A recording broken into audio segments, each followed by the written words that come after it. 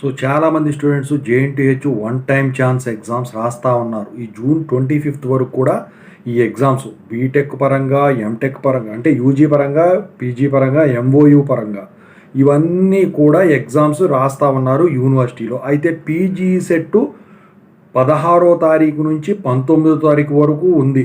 మరి ఆ 3 రోజుల్లో ఉన్న ఎగ్జామ్స్ ఏవైతే షెడ్యూల్ చేయాలో ఈరోజు 13వ తారీఖు అయినప్పటికి కూడా ఇంతవరకు రీషెడ్యూల్ అనేది చేయలేదు. మరి దీన్ని బట్టి ఏంటంటే ఎట్లాగో వన్ టైం ఛాన్స్ రాసే వాళ్ళ రిజల్టు లేట్ అవుతుంది కాబట్టి ఈలోపు పీజీ సెట్ కౌన్సిలింగ్ ఏమన్నా ఫినిష్ అవుతుందేమో అనే ఉద్దేశంలో ఏమన్నా పోస్ట్పోన్ చేసి ఉండకపోవచ్చు.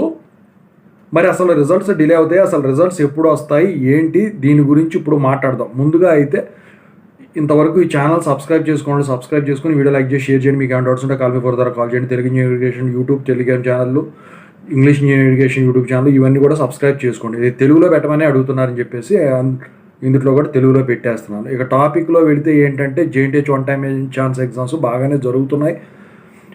అయితే జూన్ 25కి ఎగ్జామ్స్ అయిపోతాయి. అయితే పేపర్ వాల్యుయేషన్ స్టార్ట్ అయినప్పటికీ కూడా ఇప్పుడు వచ్చేసరికి సెట్స్ కౌన్సిలింగ్లో జరిగే టైం కాబట్టి ఈ రిజల్ట్స్ అనేవి కొంచెం డిలే అవుతాయి. దాని గురించి వీళ్ళు రీషెడ్యూల్ చేసి ఉండకపోవచ్చును.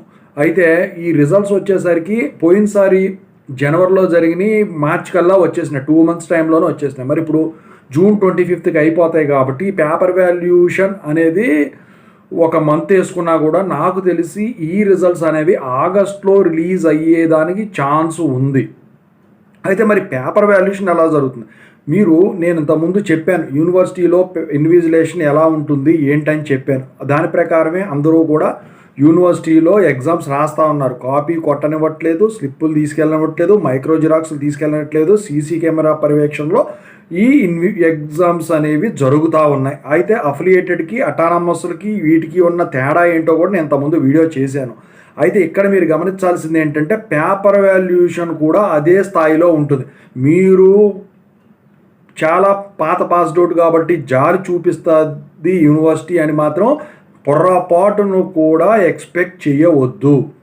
పేపర్ వాల్యుయేషను మీకు అఫిలియేటెడ్లో చదివినప్పుడు, అటానమస్లో చదివినప్పుడు ఎలా జరిగిందో అదే విధంగా జరుగుతుంది. ఇంకా ఇక్కడ ఏంటంటే online paper valuation, offline paper valuation ఉంటుంది. కానీ ఈ one time chance exams paper valuation అనేది ఎట్టి పరిస్థితుల్లో బయటికి మాత్రం పోదు. మళ్ళీ ఇంకా వచ్చేసరికి ఇంకా సిబిటి ఇవన్నీ ఉంటాయి. మళ్ళీ ఆ మార్క్స్ అప్డేట్ చేయాల్సి ఉంటుంది. ఇంకా చాలా తతంగం ఉంది. అయితే ఇవన్నీ అయ్యేపాటికి పుణ్యకాలం కాస్త అయిపోద్ది. ఈ పీజీ సెట్ కౌన్సిలింగ్ ఇవన్నీ అయిపోయి అడ్మిషన్లు కూడా స్టార్ట్ అయిపోతాయి. సో ఈ సంవత్సరం నాకు తెలిసి మీరు పీజీ సెట్ రాసున్న ఒకవేళ కౌన్సిలింగ్కి అటెండ్ అవ్వటం, ఎంటెక్ జాయిన్ అవ్వటం కుదరకపోవచ్చు. మేనేజ్మెంట్ ద్వారా ఏమైనా సీట్లు అప్పుడు మీరు పాస్ అయిపోయి ఉంటే ఏమన్నా వచ్చేదానికి ఛాన్స్ ఉంటుంది. అది కూడా ఈ రీషెడ్యూలింగ్ మీద డిపెండ్ అయ్యి మీకు తెలిసిపోతుంది మీకు ఈ 16వ తారీఖు లోపే. అయితే పేపర్ వాల్యుయేషన్ పరంగా కానివ్వండి, మార్క్స్ ఎంట్రీ పరంగా కానివ్వండి, ఓవరాల్గా రిజల్ట్ పరంగా కానివ్వండి వచ్చిన అప్డేట్ అయితే ఇది.